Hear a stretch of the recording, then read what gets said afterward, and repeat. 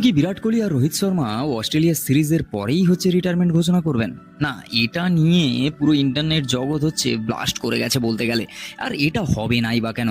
সবাই জানে যে ওয়ানডে ক্রিকেটের ওয়ার্ল্ড কাপে রোহিত শর্মার এই ওয়ার্ল্ড কাপটাই তার 2027-এর স্বপ্ন ছিল, যার জন্য তিনি 10 কেজি পর্যন্ত ওয়েট কমিয়েছেন।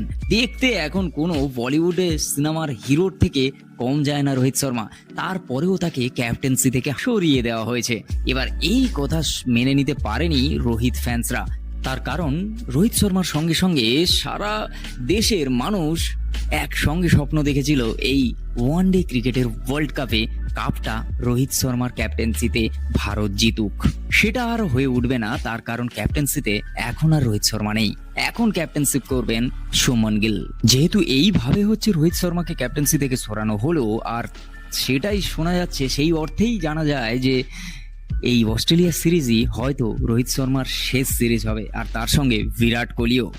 তার কারণ টেস্টে যখন অবসর ঘোষণা করেছিলেন, তখন রোহিত শর্মা করার সঙ্গে সঙ্গেই বিরাট কোহলি করে দিয়েছিলেন। তাই সবাই এটা মেনে নিচ্ছে যে রোহিত শর্মার সঙ্গে সঙ্গে অস্ট্রেলিয়া সিরিজ থেকেও তারপরেই বিরাট কোহলিও অবসর নেবেন। কিন্তু এধারে ক্যাপ্টেন তো বলছেন 2027-এর ওয়ার্ল্ড কাপ দুজনই খেলবেন।